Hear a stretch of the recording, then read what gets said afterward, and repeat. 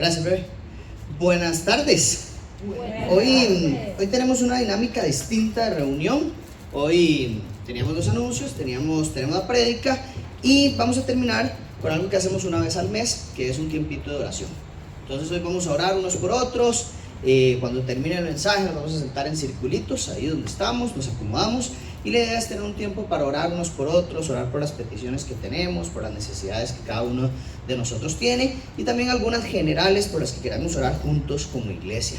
Entonces una vez al mes hacemos esto y hoy es el día de hacerlo. Entonces antes de comenzar con el mensaje, quiero darle la bienvenida también a las personas que nos visitan por primera vez. De verdad que para nosotros es un honor. Por acá tenemos a Oscar que nos visita por primera vez. Por favor, iglesia, denle un fuerte aplauso. No sé si alguien más nos visita por primera vez. Solo Oscar. Entonces, bienvenido. Estamos para servirle. Esta es una gran familia que le gusta salir a comer, le gusta pasarla bien, le gusta aprender del Señor. Entonces, gracias por acompañarnos y que podamos ser de bendición para su vida. Quiero pedirle que abra su Biblia en Juan capítulo 21. Juan capítulo 21, el último capítulo del libro de Juan. Este es el cuarto evangelio, a partir de donde empieza el Nuevo Testamento, cuarto libro, último capítulo de ese cuarto libro. Hoy empezamos el final de este libro de Juan que hemos estudiado por más de un año y que ya hoy cerramos con la enseñanza, bueno, que cerramos la próxima semana, pero hoy empezamos a ver el último capítulo 21. Y vamos a estar viendo, estamos en esta serie que se llama Vivo está. Y se llama así porque estamos viendo, después de la resurrección de Jesús, todos los momentos en los que Juan cuenta que Él se presentó a sus discípulos o a las mujeres o a diferentes personas después de su resurrección. Entonces estamos estudiando las apariciones de Jesús posteriores a su resurrección. Y esto Juan nos lo cuenta como una evidencia para que todos crean que Jesús resucitó, que está vivo y que al tercer día se cumplió lo que él había dicho, que era que iba a resucitar. Entonces Juan, recuerden que la semana pasada, y lo hemos visto desde el capítulo 1 de Juan, el propósito del libro de Juan es que las personas crean que Jesús es el Hijo de Dios y que por lo tanto tengan salvación. Entonces Juan prácticamente desde el capítulo 1 hasta el capítulo 21 lo que ha hecho es contarnos todo lo que hizo Jesús para evidenciar que solo el Hijo de Dios podía hacer esas cosas y que el Hijo de Dios es Jesús, y además de eso contarnos todas las evidencias de la muerte y de la resurrección de Jesucristo. Eso ha sido lo que ha hecho Juan durante todo este libro, y hoy termina contándonos de un momento en el que se encuentra con sus discípulos, un momento muy especial que vamos a estar estudiando. Y quiero hacerle la pregunta para que usted reflexione, y tal vez usted está atravesando por un momento como este, y es: ¿qué hacemos o qué hace usted cuando usted se siente frustrado o estresado o ansioso porque no sabe qué hacer con su vida? Porque usted dice: no sé qué estudiar, no sé qué trabajar, no sé qué hacer con este negocio, no sé qué hacer a esta edad de mi vida, no sé qué hacer con este proyecto, no tengo idea qué hacer con esto, no sé qué hacer con mi vida. ¿Se ha sentido así en algún momento? ¿Se ha sentido así a cada rato? ¿Se siente así ahorita tal vez? ¿O hace mucho no se siente así? Pero ¿qué hago con mi vida? Y yo creo que uno tiene diferentes momentos en donde pasa por esto. Por ejemplo, cuando uno sale del colegio. Es típico que uno diga: ¿y ahora qué voy a hacer? ¿Qué voy a estudiar? Tal vez cuando uno se casa, ¿qué vamos a hacer? ¿Dónde vamos a vivir? ¿Cómo nos vamos a acomodar? Cuando uno cambia de trabajo, o cuando uno pierde un trabajo, cuando uno renuncia, cuando uno se gradúa de la universidad. Son muchos momentos donde nos toca hacernos la pregunta: ¿qué quiero hacer con mi vida? ¿Qué voy a hacer con mi vida?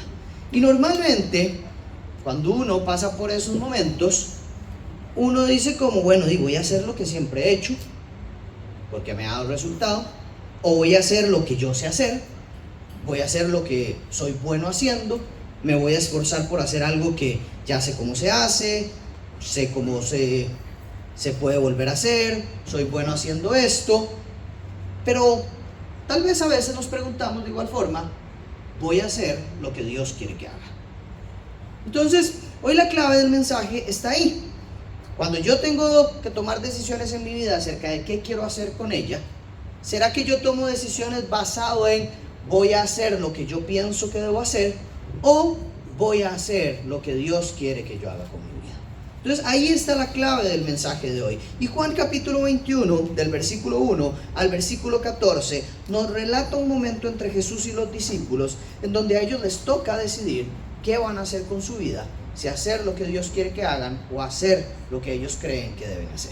Entonces acompáñenme a leer y vamos a estudiar profundamente este texto para poder traerlo a la realidad de nuestras vidas. Después de esto, Jesús se manifestó otra vez a los discípulos junto al mar de Tiberias y se manifestó de esta manera. Estaban juntos Simón Pedro, Tomás llamado el Dídimo, Natanael de Caná de Galilea, los hijos de Zebedeo y otros 2 de sus discípulos. Me voy a pescar, les dijo Simón Pedro. Nosotros también vamos contigo, le dijeron ellos. Fueron y entraron en la barca y aquella noche no pescaron nada. Cuando ya amanecía, Jesús estaba en la playa, pero los discípulos no sabían que era Jesús. Jesús les dijo: hijos, ¿acaso tienen algún pescado? No, respondieron ellos. Y él les dijo: echen la red al lado derecho de la barca y hallarán pesca. Entonces la echaron y no podían sacarla por la gran cantidad de peces. Entonces aquel discípulo, a quien Jesús amaba, dijo a Pedro: es el Señor. Oyendo Simón Pedro que era el Señor, se puso la ropa porque se la había quitado para poder trabajar y se echó al mar. Pero los otros discípulos vinieron en la barca porque no estaban lejos de tierra, sino a unos 100 metros, arrastrando la red llena de peces. Cuando bajaron a tierra, vieron brasas ya puestas y un pescado colocado sobre ellas y pan. Jesús les dijo: traigan algunos de los peces que acaban de sacar. Simón Pedro subió a la barca y sacó la red a tierra, llena de peces grandes, 153 en total. Y aunque había tantos, la red no se rompió. Jesús les dijo: vengan y desayunen.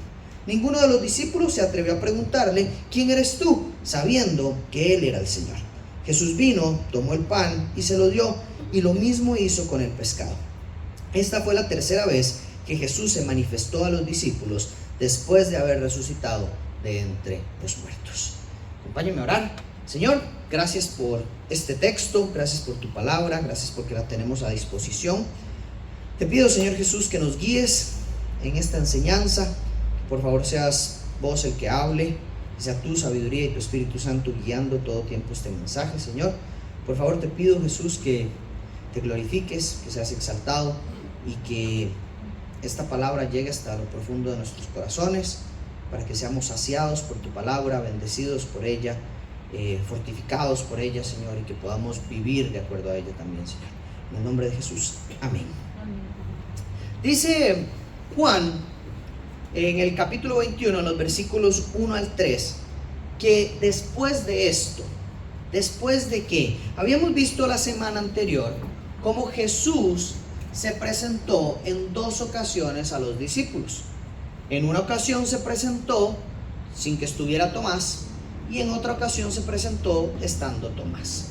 Estas 2 manifestaciones de Jesús en medio de sus discípulos fueron para volver a presentarse y que ellos lo vieran después de su resurrección.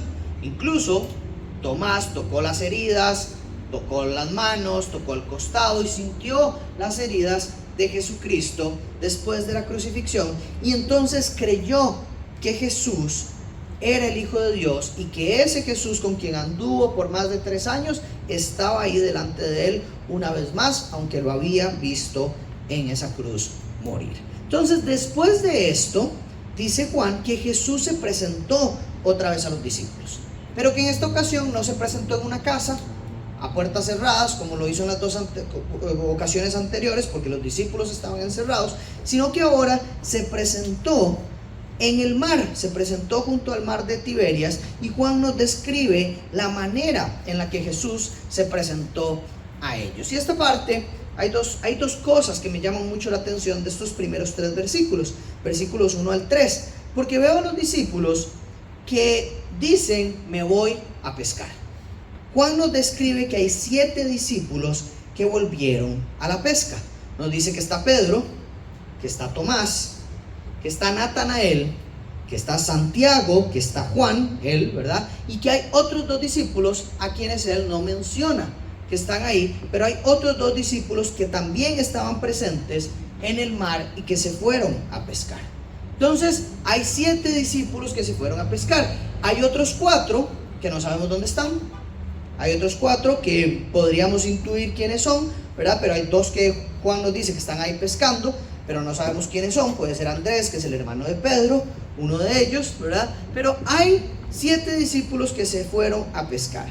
Y hay que recordar en este punto qué era lo que Jesús le había dicho a los discípulos la última vez que Jesús los vio. Jesús les dijo: vayan y hagan discípulos. Jesús los envía la última vez que habla con ellos. Le dice a todos los discípulos: los envío a que ustedes hagan lo que yo he hecho, así como el Padre me ha enviado, yo los envío a ustedes. Entonces, Jesús, la última vez que se había visto con los discípulos, le había dado una misión muy clara a los 11 discípulos y a las mujeres que estaban con Jesús. Sigan haciendo lo que hacían antes de mi muerte. Sigan predicando, sigan sanando, sigan liberando, sigan haciendo milagros, sigan proveyendo el perdón para los pecados de las personas. Esa era la misión que Jesús los mandó a hacer. ¿Por qué? Si Jesús los mandó a eso, hoy en el siguiente capítulo los vemos pescando. ¿Qué pasó? Ellos se fueron a pescar. Se fueron a hacer, curiosamente, algo que el Señor en algún momento los había sacado de ahí. Jesús, cuando conoce a Pedro y a Andrés, se los encuentra pescando y les dice: ustedes ya no serán más pescadores, ahora serán pescadores de hombres, síganme. Y se los lleva de ahí, y después de ahí nunca vemos a Pedro y a Andrés pescando por un ministerio de 3 años y un poquito más. No los vemos pescar nunca más. La única ocasión donde los vemos cerca del agua es cuando van con Jesús en el mar, y también la otra ocasión es cuando Jesús les dice: vayan y sacan un pescado y ahí se van a encontrar una moneda. Pero son los únicos momentos donde vuelven a pescar. Pero después de ahí nunca habían vuelto a pescar como una profesión, como algo a lo que se dedicaban. Jamás pasar toda una noche tratando de pescar y sin pescar nada. Eso era algo que no habían vuelto a hacer. ¿Por qué es que los discípulos se fueron de nuevo a pescar? ¿Cuál es la razón por la que ellos se fueron a pescar? Y ojo, no es que pescar sea un pecado. No, evidentemente no. Pescar era una actividad, una profesión. No es que Pedro aquí y los otros 6 discípulos se fueron a vivir en pecado. No. Simplemente se fueron a hacer algo que el Señor no los envió a hacer. El Señor los envió a hacer algo específico. Vayan y sigan haciendo lo que estábamos haciendo antes. Vayan y siguen enviados. Vayan y siguen predicando. Vayan y sigan haciendo esa tarea. Aquí los discípulos dejaron de hacer esto por varias razones, porque el texto no nos dice por qué. Pero podríamos pensar que olvidaron lo que Jesús había dicho. Podríamos pensar que no creyeron que era en serio lo de ir a hacer esta misión. Podríamos pensar que tenían miedo de seguir en la misión que Jesús les había encomendado. O podríamos pensar en algo muy natural como: tenemos que ver de qué vivimos. Nosotros éramos pescadores, ya no está Jesús, Jesús nos proveía de todo. Ahora ¿qué vamos a hacer si eso es lo que nosotros hacemos? Somos pescadores, tenemos que seguir pescando. ¿Cómo vamos a sostener la misión o lo que sea que hagamos si no hacemos lo que nosotros sabemos hacer? O tal vez pensaron que era mejor seguir viviendo como vivían antes de Jesús, y pensaron en volver a la profesión de antes y en vivir como antes, ya que Jesús no estaba en medio de ellos como los últimos 3 años. Y es muy particular porque aquí vemos que los discípulos se parecen mucho a nosotros y nosotros nos parecemos mucho a los discípulos. Nosotros tenemos la misma misión que tienen los discípulos. Tenemos la misma misión de enseñar, de proclamar el reino de Dios, de vivir de acuerdo a los propósitos de Dios, y el mismo propósito de que Dios sea glorificado y exaltado con nuestra vida. Jesús nos comisionó a todos. Si somos discípulos de Jesús, todos somos comisionados. Si somos discípulos de Jesús, todos somos enviados. Si somos discípulos de Jesús, todos vivimos en una misión y tenemos una misión. Y todos somos misioneros. Aquí no es que hay cristianos que son para quedarse en una silla y hay otros cristianos que son misioneros. No, la Biblia no enseña eso. La Biblia nos enseña que todos estamos en una misión, que todos tenemos la misión de proclamar el reino de Dios y predicar la salvación y el perdón de los pecados por medio de la muerte y la resurrección de Jesucristo. Esa es la misión que tiene todo cristiano. Pero aquí vemos a los discípulos hacer algo que probablemente nosotros también haríamos. Muchos de nosotros hemos decidido ir a pescar, llenarnos de ocupaciones, estar entretenidos, llenarnos de distracciones, llenarnos de problemas, llenarnos de actividades que no nos permiten tener el tiempo, ni el momento, ni el lugar para cumplir la misión de Dios en nuestra vida. Estamos pescando como los discípulos para nosotros mismos, o cosechando para nosotros mismos, trabajando solo para lo que nosotros queremos alcanzar, trabajando solo para nuestros sueños, y no nos damos cuenta que la misión que Jesús nos envió la tenemos que cumplir. Que Jesús nos da una gran comisión y no es una gran sugerencia. No es: si ustedes quieren y si tienen tiempito, vayan y hagan discípulos. Eso no es lo que dice el texto. El texto dice: vayan y hagan discípulos. Vayan y hagan discípulos. Entonces Jesús nos comisiona algo, y en muchas ocasiones nosotros vivimos nuestra vida como los discípulos, pescando, olvidándonos de la misión, pensando en nosotros, trabajando para nosotros mismos, preocupados por nuestras cosas, sin cumplir el llamado que Dios tiene para cada uno de nosotros. Nuestra misión, familia, la misión de cada uno de los cristianos en cualquier parte del mundo, no es vivir para ustedes mismos. Dice 1 Corintios capítulo 5 versículo 15 que Jesucristo nos dio libertad para dejar de vivir para nosotros mismos. Es maravilloso ese texto, porque entonces Pablo está explicando por la revelación del Espíritu Santo que nosotros somos esclavos de nuestros propios deseos, de nuestros propios gustos y de hacer lo que nosotros queremos hacer para nosotros. Pero Jesucristo muere y resucita para liberarnos de esa esclavitud y poder vivir para una vida mejor, que es la vida en Cristo. Y la vida en Cristo significa vivir la misión que nos ha encomendado, vivir la misión que tiene para cada uno de nosotros. Entonces, lo primero que vemos acá en este texto es que es muy típico, es muy común que el ser humano viva este desafío entre vivir para sí mismo y sus propios placeres y sus propias preocupaciones, y vivir para Dios. Y que es un desafío constante en el que necesitamos estar cerca de Jesús para poder hacer lo que el Señor quiere que hagamos. Porque nuestra misión como cristianos no es vivir para nosotros mismos. Nuestra misión como cristianos es vivir para la gloria de Dios y vivir para cumplir el plan de Dios. Yo soy creación de Dios. Yo soy hechura de Dios. Yo soy rescatado por Dios. Lo menos que puedo hacer es vivir para los planes de Dios. Lo segundo que veo acá, y es muy interesante, es el liderazgo de Pedro. A Pedro lo seguían a donde fuera.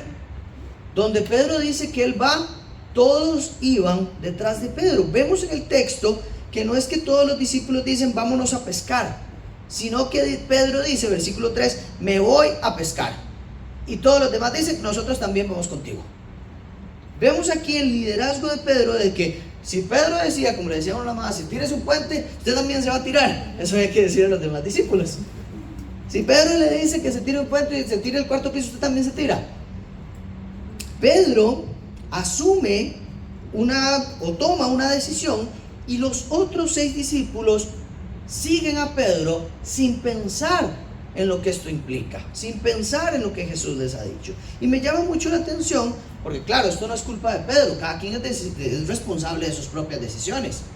Pedro será responsable de él tomar la decisión de ir a pescar, pero él no es responsable de la decisión de los otros 6. Sin embargo, vemos la gran influencia que tiene Pedro sobre los demás. Si Pedro hubiera dicho, vamos a hacer lo que Jesús nos dijo que hiciéramos, esos otros 6 lo hubieran seguido. Aquí vemos la gran influencia que tiene Pedro. Y vemos que esta influencia se la dio Dios. Y vemos claramente por qué Jesús escoge a Pedro para ser aquel que iba a liderar a la iglesia y que iba a liderar a los apóstoles. Claro, porque todo lo que decía Pedro, estos muchachos lo hacían como si fuera el mismo Jesús el que lo decía. Pedro tenía un gran poder de liderazgo. Jesús había escogido a Pedro para liderar, y aquí Pedro está liderando. Pedro está haciendo lo que Jesús quiere, liderar. ¿Cuál es el problema? Que no en la dirección correcta. Pedro no está liderando a sus discípulos en la dirección correcta. Pedro está liderando a los discípulos hacia algo que quiere hacer Pedro. Y aquí le hago una pregunta a usted. ¿Hacia qué está liderando? Ojo con el liderazgo que Dios le ha dado a usted. Porque Dios nos ha puesto a nosotros a liderar en algún lado. ¿Dónde lidera usted? Tal vez en su familia. Usted lidera a sus hijos. Usted lidera a su familia. Tal vez usted lidera a sus amigos. Tal vez usted lidera a compañeros de trabajo. ¿A quién lidera usted? ¿En qué lugares lo ha puesto el Señor que son lugares de liderazgo? ¿A quién lo ha puesto el Señor a liderar en su contexto, en su vida, en su historia? Es muy interesante, pero el Señor siempre nos permite modelar y liderar e influenciar a otros en algún lado. Desde un hermano menor hasta algún primo, algún familiar, algún amigo, algún compañero de trabajo, familia, hijos. Siempre tenemos a alguien a quien liderar y a quien modelar. Y nosotros podemos tomar una decisión como Pedro de liderarlos hacia algo para ellos mismos, o liderarlos hacia algo que glorifique a Cristo. ¿Hacia qué estamos liderando? Estamos liderando hacia Cristo, estamos liderando hacia el pecado, estamos liderando hacia la voluntad de Dios, estamos liderando a las personas a hacer su propia voluntad, estamos liderando a las personas a cumplir la voluntad de Dios. Le estoy enseñando a mis hijos que lo más importante en la vida son ellos mismos y alcanzar sus metas y alcanzar sus sueños y realizarse ellos como personas. Porque eso suena muy bonito todo, pero como cristiano, mi responsabilidad es liderar a mis hijos y a mi familia a glorificar a Cristo, aunque esto a veces sea sacrificar la realización personal. Y sí, eso suena fuerte, pero ¿a qué estoy liderando yo? ¿Dónde está mi liderazgo y hacia qué lo estoy direccionando?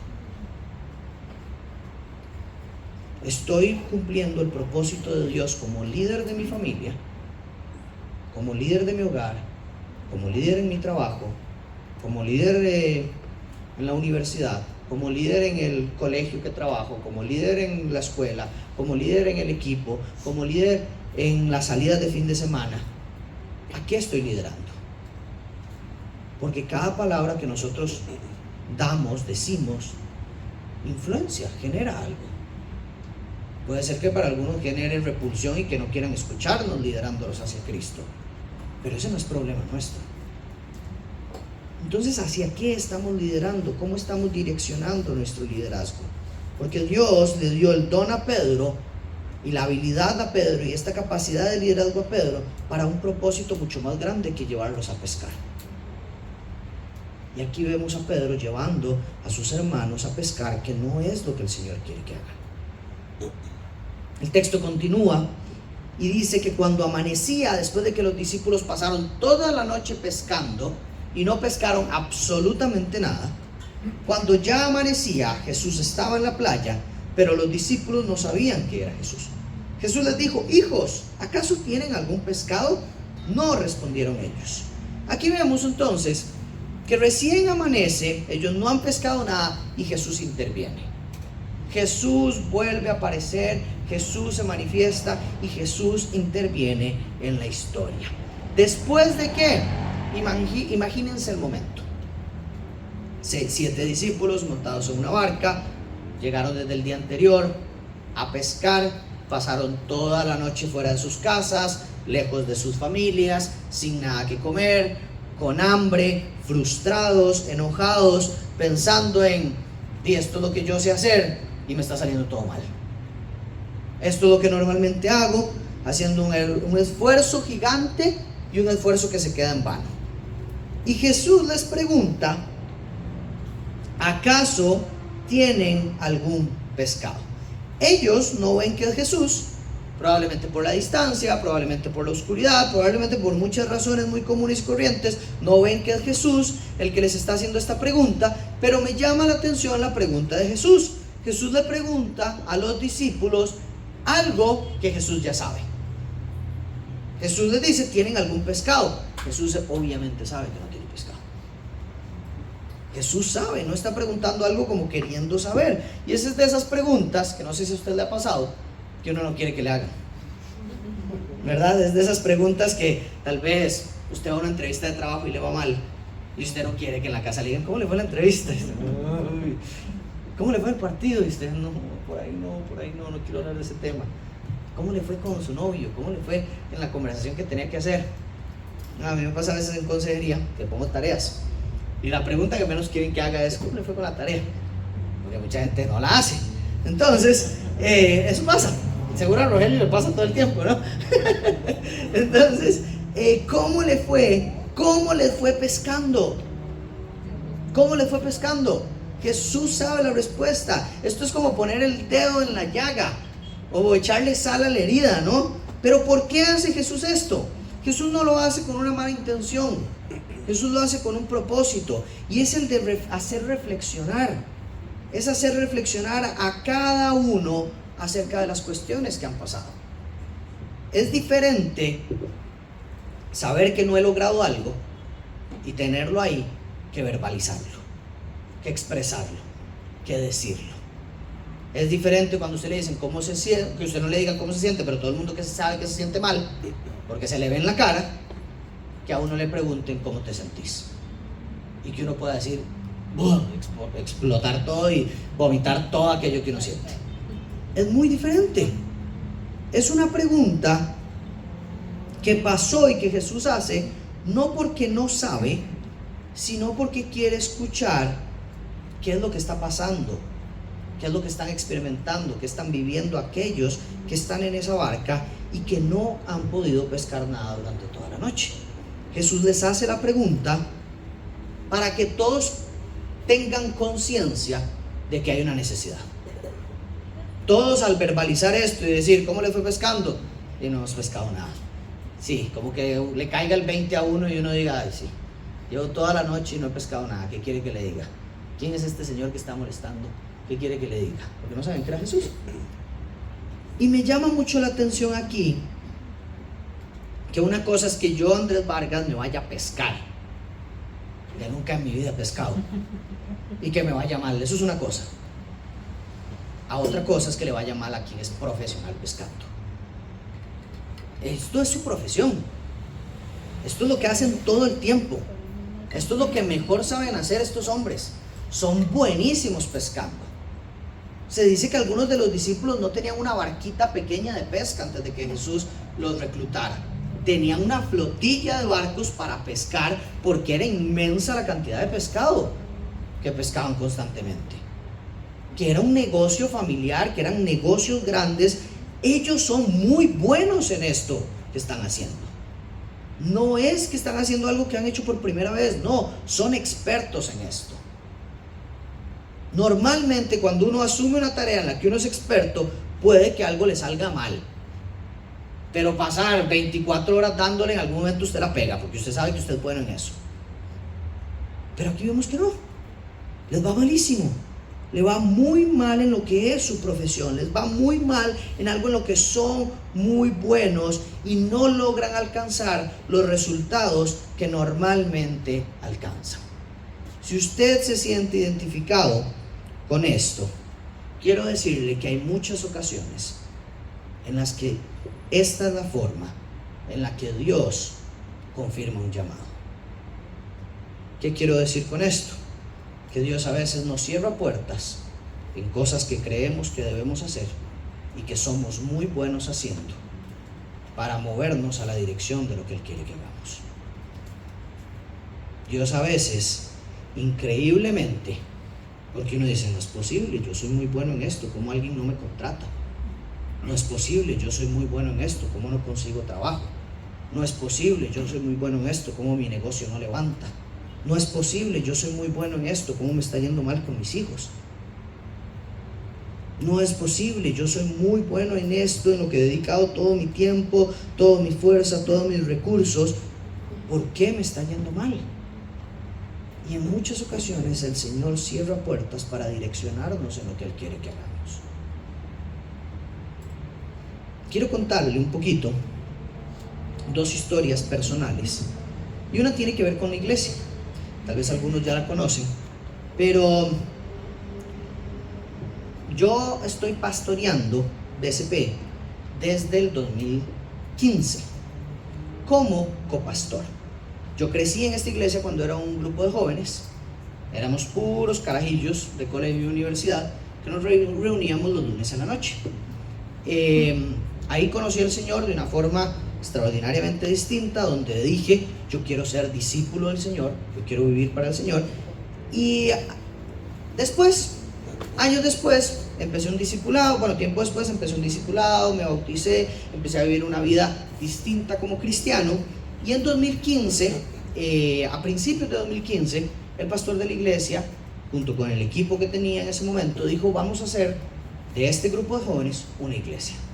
Vamos a dejar de ser un grupo de jóvenes y vamos a convertirnos en una iglesia. Y eso pasó durante el mes de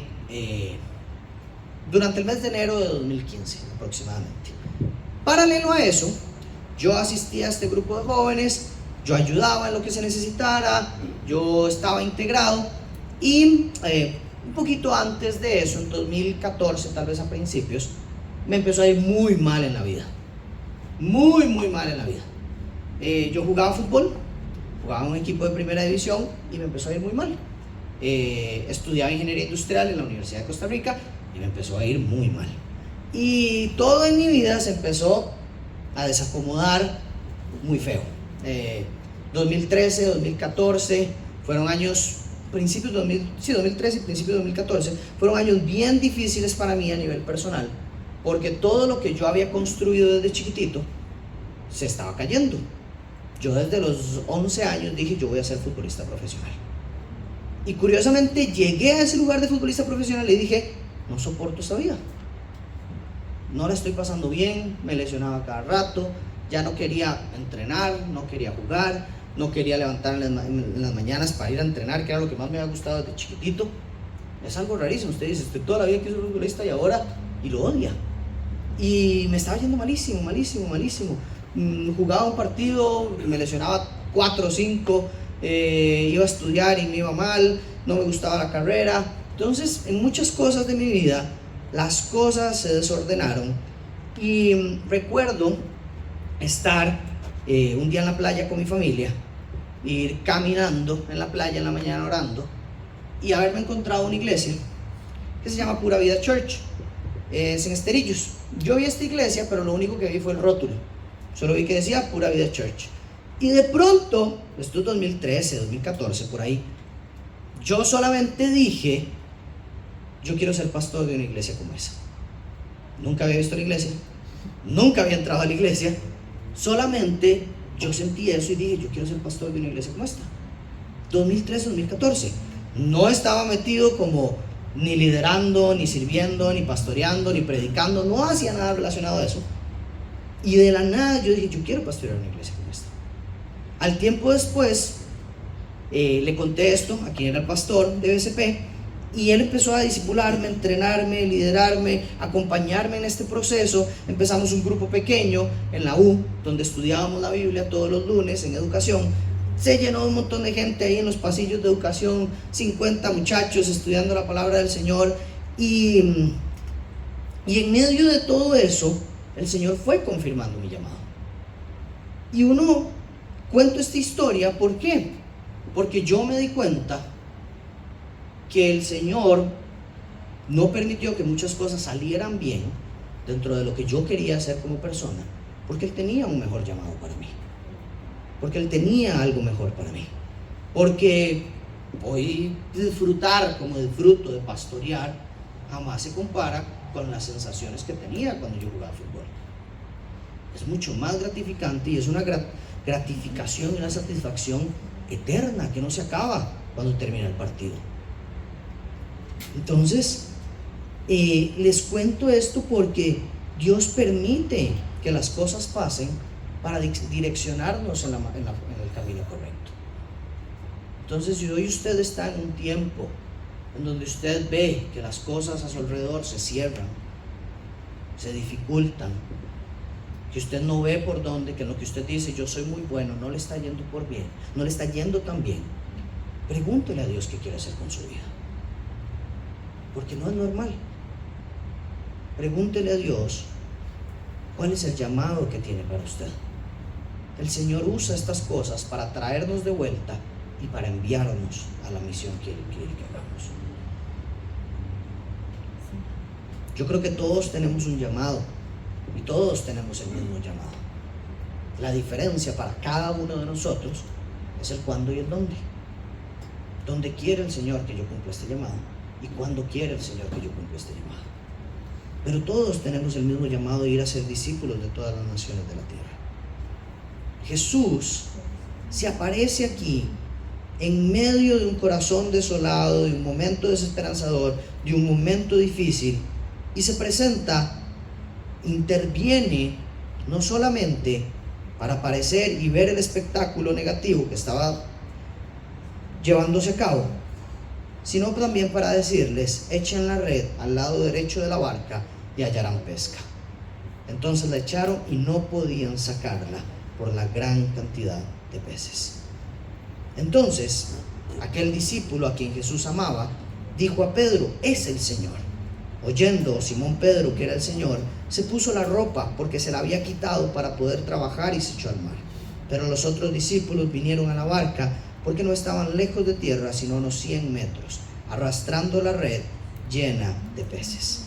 Cuando bajaron a tierra, vieron brasas ya puestas y un pescado colocado sobre ellas y pan. Jesús les dijo: traigan algunos de los peces que acaban de sacar. Simón subió a la barca y sacó la red a tierra, llena de peces grandes, 153 en total, y aunque había tantos, la red no se rompió. Jesús les dijo: vengan y desayunen. Ninguno de los discípulos se atrevió a preguntarle: ¿quién eres?, sabiendo que era el Señor.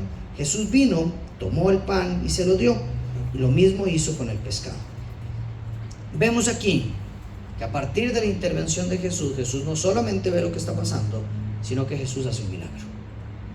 Jesús provee para la vida de sus discípulos.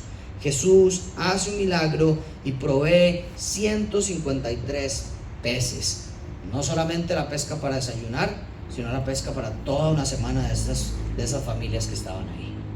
Una provisión en abundancia, y me encanta ver lo que pasa con los discípulos.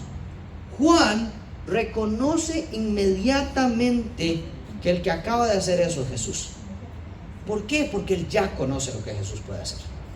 Él entiende que solo Jesús puede hacer lo que acaba de pasar. Solo Jesús puede proveer 153 peces después de una noche de no pescar nada. Solo Jesús puede hacer eso. ¿Por qué Juan lo sabe? Porque ya lo hizo anteriormente. Jesús ya lo había hecho la primera vez que los vio. Jesús es el que hace estos milagros, y me encanta porque así funciona con cada uno de nosotros. Nosotros reconocemos a Jesús por sus señales. Ya sabemos lo que Jesús puede hacer. Ya sabemos lo que Jesús ha hecho. Ya sabemos lo que Él puede hacer todo el tiempo, porque Dios puede hacer cosas que van por encima de las cuestiones humanas, y nosotros sabemos eso. Los discípulos no desconocían las obras de Jesús porque lo conocían a Él. A nosotros también nos pasa lo mismo.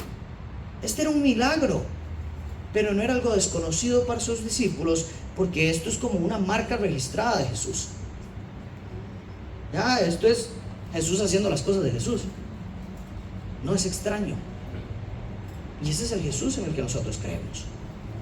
Ese es el Jesús al que nosotros servimos. Ese es el Jesús al que nosotros amamos. Ese es el Jesús que nos provee, que nos acompaña a cada uno de nosotros. Él tiene sus formas de actuar y ya nosotros sabemos cómo actúa. Cuando vemos que pasan cosas sobrenaturales, inesperadas, momentos maravillosos, sorpresas, bendiciones extraordinarias, nosotros sabemos que es Jesús. Nosotros sabemos que es Jesús moviéndose y operando en favor de sus hijos. Sabemos que Él sana enfermos, que Él restaura familias, que Él hace milagros, que Él bendice a los pueblos, que Él trae salvación y que hace muchas cosas más por cada uno de sus hijos. Jesús siempre hace estos milagros. Es su forma de trabajar. Es Jesús el que hace estas cosas. Y nosotros podemos hacer lo que hace Juan y lo que hace Pedro. Ir corriendo a Jesús, porque aunque no sabemos a la distancia quién es ese hombre que nos está hablando, sabemos que esa señal solo la podría hacer Jesús. Y nosotros confiamos así ciegamente en nuestro Señor Jesucristo, porque sabemos lo que hace, porque sabemos lo que está haciendo, lo que ha hecho con nuestra vida y lo que va a hacer con nuestra vida. Podemos poner nuestra vida en manos de Jesús, porque estas son las cosas que hace Jesús. Provee, cuida y chinea a sus hijos. Me encanta ver a Jesús, porque Jesús provee los pescados, pero Jesús se pasa, tiene un fogón ahí listo con un pescadito asado que seguro olía espectacular a esas horas de la mañana, después de haber pasado horas sin comer. Imagínense lo que es salir del mar y toparse ese pescadito frito ahí. Es espectacular. Buen limoncito y estamos listos. Jesús trae los pescados, prepara el fogón, cocina para sus discípulos y les prepara un desayuno espectacular. Ese es el Jesús al que nosotros amamos. Y así es Jesús. Jesús es bueno, es bondadoso, es generoso. Él muestra su amor a quienes Él ama. Es un Dios cuidador de estos detalles, porque proveer los pescados era suficiente. Él va más allá y cuida el corazón de sus discípulos, haciéndolos sentir amados, haciéndolos sentir aliviados después de una noche difícil, después de una noche de cansancio. Él les prepara un desayuno riquísimo. Pero Jesús no solamente hace eso, sino que aquí está enviando un mensaje. Jesús le está dando un mensaje a sus discípulos, y el mensaje es en mí, es conmigo. Es en mí que ustedes disfrutan de estas cosas. No es yendo a pescar solos, no es en sus propias manos que obtienen los mejores pescados, es conmigo. Vuelvan a recordar que soy yo el que provee. Vuelvan a recordar que soy yo el que los cuida.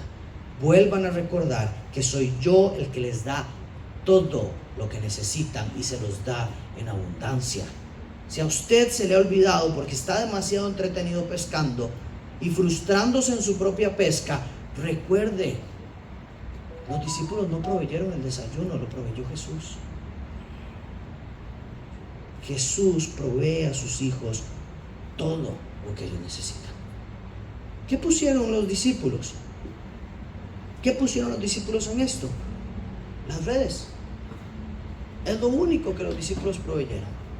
Y esa es la realidad. El Señor quiere que vayamos por una misión. El Señor quiere que hagamos una misión. El Señor quiere que cumplamos el propósito que Él tiene para nosotros. Vayan y hagan discípulos. Vayan a ser pescadores de hombres. Ustedes son las redes. Yo me encargo de que los peces lleguen. Yo me encargo de la pesca. Yo me encargo de alimentar esa pesca. Yo me encargo de cultivar esa pesca. Yo me encargo de todo. Pero ustedes sean las redes. Sean obedientes en hacer lo que a ustedes les toca. Vuelvan a cumplir la misión que les mandé. Ustedes son las redes y yo me encargo. Y no solo me encargo de eso, sino que me voy a encargar de sus necesidades. Me encanta una frase que tienen los hermanos misioneros y siempre la dicen, y es: cuando Dios invita, Él siempre paga. Cuando Dios invita, Él siempre cuida. Y es verdad. Y Dios lo ha invitado a usted a ser parte de esta misión. Dios lo ha invitado a usted a ser parte del gran equipo del Señor Jesucristo, de ir a pescar hombres y mujeres para el reino de Dios. Esa es la misión que tenemos en esta vida. Y Él dice: hagan esto, encárguense de esto, busquen el reino de Dios y todas las demás cosas vendrán por añadidura. Este es el Señor Jesús demostrando cómo las demás cosas vienen por añadidura. Él provee de todas las necesidades. Él provee de todas las cosas que necesitamos para vivir, para comer, para sostenernos. Entonces, termino con esto y vuelvo a la pregunta inicial. ¿Qué voy a hacer cuando me siento desanimado, cuando me siento frustrado, cuando me siento enojado porque no sé qué hacer con mi vida? ¿Voy a ir a pescar o voy a ir a buscar al Señor? ¿Voy a hacer lo que creo que es lo que debo hacer o voy a hacer lo que Dios me ha mandado a hacer? En las dos hay promesa. En una hay una promesa de que no voy a vivir las recompensas de Dios, y en otra hay una promesa clara de que Él va a estar conmigo todos los días hasta el final de los tiempos. Porque esa es como termina la gran comisión. Vayan y hagan discípulos de todas las naciones, bautizándolos en el nombre del Padre, del Hijo y del Espíritu Santo, y yo estaré con ustedes hasta el fin de los tiempos. Esa promesa viene condicionada de lo anterior. Por lo tanto, cuando Dios invita, Él paga, Él cuida y Él está con nosotros. ¿Voy a hacer lo que Dios me ha mandado hacer o voy a hacer lo que yo quiero hacer con mi vida? Todos tenemos este llamado, todos tenemos este propósito. Nuestra vida no se trata de subirnos en nuestra propia barca y pescar para nosotros, sino se trata de pescar a aquellos que necesitan salvación y que necesitan que la gloria de Dios llegue a sus vidas.